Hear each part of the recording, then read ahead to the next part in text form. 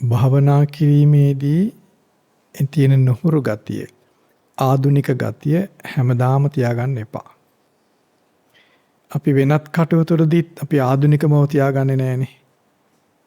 අපි අන් කටයුතුවලදීත් ආධුනික බව ඉතා ඉක්මනින් නැති කරගන්නවා. ඒ කටයුතුවල ප්‍රවීණීන් බවට පත් වෙනවා. එහෙමනේ අපේ සාමාන්‍ය දියුණුව කියන එක අපි ඇති කරගන්නේ. ඒ විදිහට බණ භාවනා කිරීමේදී බණ ඇසීම, භාවනා කිරීම මේ කටයුතුවලදී ආධුනික ස්වභාවය තියෙනවා. ඒක හැටි ඕන එකක ආධුනික බවක් තියෙනවා. ඒ ආධුනික භාවය නැති කර ගැනීම ඉක්මනින් කරන්න ඕන එකක්. ඉක්මනින් කියන්නේ කඩිමුඩිය නෙවෙයි, යම් කාලයක් ගත වෙනවා. නමුත් සුළු කලකින් ඒ ආධුනික බව නැති කරගෙන එහි ප්‍රවීණයන් වීම පිණිස අපි කටයුතු කරන්න ඕන. යම් කලකදී ඒ විශේෂෙහි ප්‍රවීණයින් බවට පත් වෙන්න අපි ඕන. ඒක තමයි අපේ දියුණුව වෙන්නේ. ඉතින් බණ ඇසීමත් ඒ වගේ එකක්. බණ ඇසීමේ ආධුනික බව නැති කරගෙන ක්‍රමයෙන් දියුණු වෙලා ප්‍රවීණ බවට පත් වෙන්න ඕන.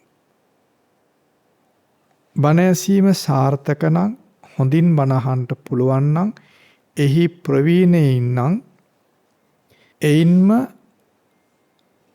සිත යහපත් වෙන නිසා භාවනාව පුරුදු වෙන්න පුළුවන්. බණ ඇසීම සාර්ථක නම්, බණ ඇසීමෙහි ප්‍රවීණයින් නම් භාවනාවේ ආධුනික කාලය ඊටාම සුළුයි. සුළු කලකින් භාවනාවේ ආධුනික කාලය නැති වෙලා යනවා. ධර්ම ශ්‍රවණයේ ඊතරම්ම ආධාර වෙනවා භාවනාවට. ඇත්තටම ධර්ම ශ්‍රවණය හොඳින් කරනවා නම් පියවර ගණනාවක් ඉදිරියට ගිහිල්ලා භාවනාවේ. අපි ධර්ම ශ්‍රවණයේ වරද්ද ගත්තොත් භාවනාව වරද්ද ගත්තම තමයි.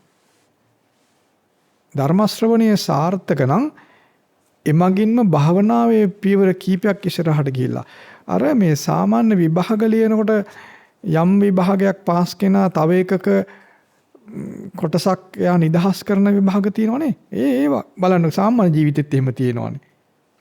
නේද? බණ ඇසීම එහෙම ඊට වඩා ගොඩාක් ඉස්සරට අපි ගෙනියනවා. බණ ඇසීම සාර්ථක නම් භාවනාවේ ගොඩාක් දුරට අපෝ ගෙනියනවා. තරම්ම වැදගත් දෙයක් භාවනා බණ ඇසීම. ඒ නිසා හොඳින් බණ අහන්න පුරුදු වෙන්න. බණ ඇසීමේදී එහි ආධුනික භාවයේදී ආධුනික කාලෙදී ඇඟේ මැලි ගතියක් තියෙන්න පුළුවන්, ඇති වෙන්න පුළුවන්, හට ගන්න පුළුවන්. ඒ වගේම ඇඟේ බර ගතියක් තියෙන්න පුළුවන්, ඇති වෙන්න පුළුවන්, හට ගන්න පුළුවන්. ඒ ස්වභාවයන්ට මේ බය වෙන්න එපා. කලබල කරගන්න එපා. එතකොට ඇඟේ මැලි ගතිය වගේ ඇඟේ බර ගතියක්, එහෙම නැත්නම් ඇඟ රිදෙන ගතියක් තියෙන්න පුළුවන්, එන්න පුළුවන්, හට ගන්න පුළුවන්. ඒතර ඇඟ රිදෙනකම දනිස් රිදෙන්න පුළුවන්, කොන්ද රිදෙන්න පුළුවන්. එහෙම නැත්නම් මස් පිඩු බරයි, මස් පිඩු රිදෙනවා. ඒ වගේ ශාරීරික අමාරුකම් වගේ දැනෙන්න පුළුවන්. ඒවට බය වෙන්න හෝ ඒවා වැඩි සලකන්න එපා. හැබැයි නොසලකා ඉන්න කියලා නෙමෙයි මම කියන්නේ. හොඳින් බණ අහන්න පුරුදු වෙනකොට ඒ ආධුනික බව නිසා ඇතිවෙන්නේ සුළු ව්‍යාධීන් නිකාම නැති වෙලා යනවා. බණ ඇසීමේදී අපි වෙනත් දෙයක් ඉගෙන ගන්නා වගේ නෙවෙයි. වෙන දෙයක් ඉගෙන ගන්නකොට අප සිත ගොඩාක් මුළුමනින්ම ඒ අධ්‍යාපන අපි වෙන දෙයක් ඉගෙන ගන්නකොට එයින් අපේ සිත මුළුමනින් පරිවර්තනය කරන්නේ නැහැ. අපි අර ගඟේ පහතට පීනනකොට අපිට අමුතු එකක් නැහැනේ. ඒ සැරේ නිකන් හිටියත් යනවා. නේ?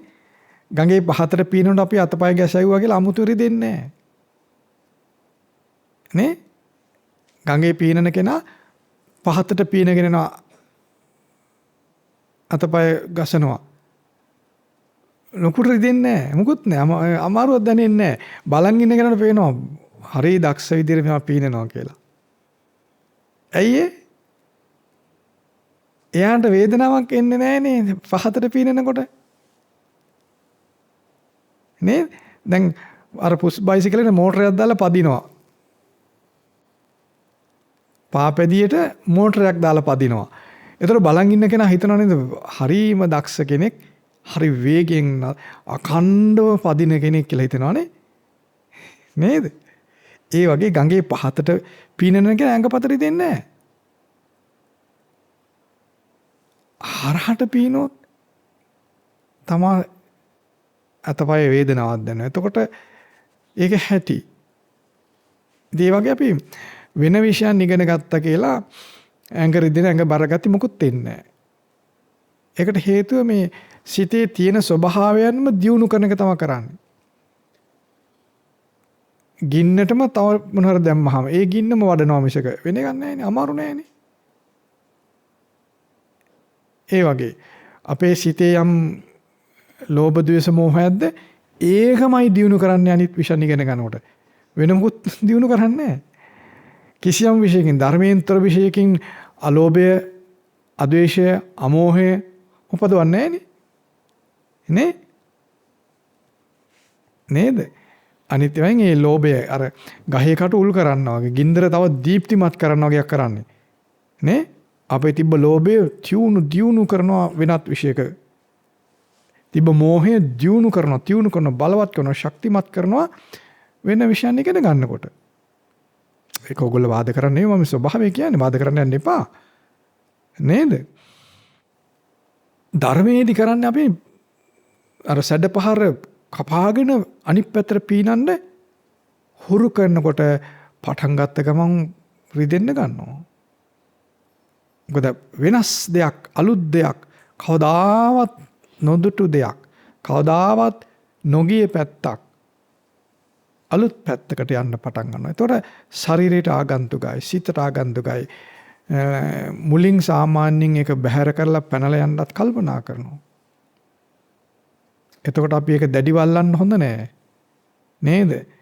ඒක නොසලකා මැලි වෙලා මඟ හරින්නත් හදනවා. අපි ඒකට ඉඩ දෙන්නත් හොඳ නෑ. අපි ටිකක් මොලේ පාවිච්චි කරලා, නූන පාවිච්චි කරලා ඒ පැනලා යන එකත් හැංගෙන එකත් දෙකටම ඉඩ දෙන්නේ නැතුව මධ්‍යස්ථව හිටපුවම එයාට යන්න දෙයක් නෑ. එයා ඉඳී. නේ? හැංගල යන්න හදන්නෙත් හිතනේ. නේද? පැනලා දුවන්න හිතන්නෙත් හිත ඇඟරි දෙනවල පැනලා දුවන්න ඉතී. ඉතින් නිසා කලබල කරගන්න නැතුව හොඳට ඉන්න. ඒ මධ්‍යස්ථ භාවයේ සිතේ කයේ සමබර භාවයේ ඉක්මනින් හට ගන්නවා අපි නුවණ පාවිච්චි කළොත්. ඒ නිසා ඇඟරි දෙන එක, කම්මැලිකම ඒවට බය වෙන්න එපා. ඒවා පව් නිසාවත්, අපේ අවාසනාව නිසාවත් අපිට වාසනාව නැහැ. ඒ මොකවත් අදාළ නැහැ ස්වභාවයක් ඒක. ඒක හැටි. ඒක ආධුනික බව නිසා ඇති වෙන දෙයක්. ඒක නැති වෙනවා බොහෝ කල් යන්නේ නැහැ. නොබෝ කලකින් සමහරට බණපදයේ දෙක හොඳින් යහුවනම් ඒක නැති වෙලා යනවා. ඒක නැති වෙනවා. ඒ තියෙන්නේ.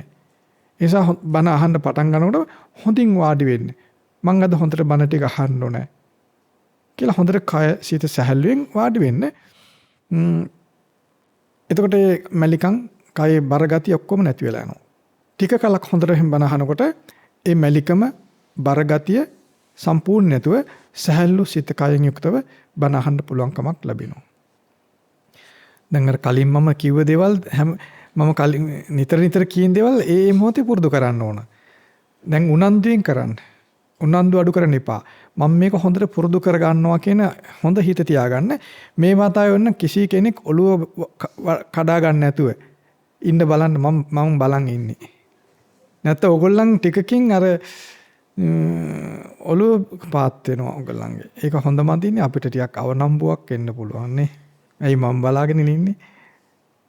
ඔයගොල්ලෝ නම් ඇස් වහන මම බලන් ඉන්නවා ඔබ දිහා.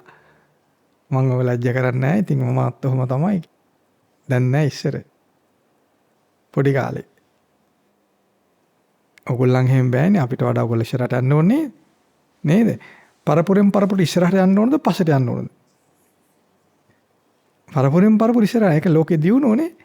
නිසා මේ වයින් ඉස්සරහට යන්න ඕන. මොකද තව පරම්පරා ගානක් ඉස්සරහට යන්න ඕන.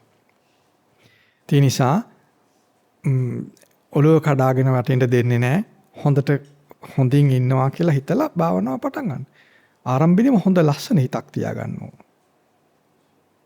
හරි හොඳයි එහෙනම් හොඳට හිත කය සැහැල්ලුවෙන් තියාගන්න.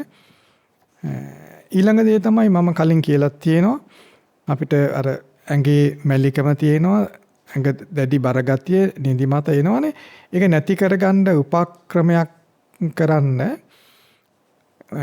අත් දෙක හොල්ලන්න එපා, කකුල් ආදී ඇඟ සම්පූර්ණ හොල්ලන්න එපා. මේ කොන්ද පොඩ්ඩක් ඍජු කරගන්න විටින් විට. කොන්ද ඍජු කරගන්න. හොඳට ආරම්භයේදීම ශරීරය ඍජුව තියාගන්න.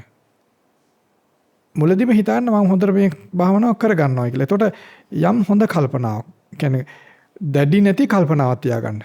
බල කරන්නේ නැති, දැඩි නැති මම හොඳට පුරුදු වෙනවා කියලා හිතන්න.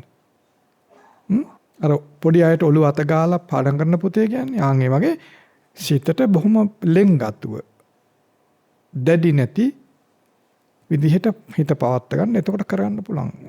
වාරයක් දෙකකින් හරියනවා.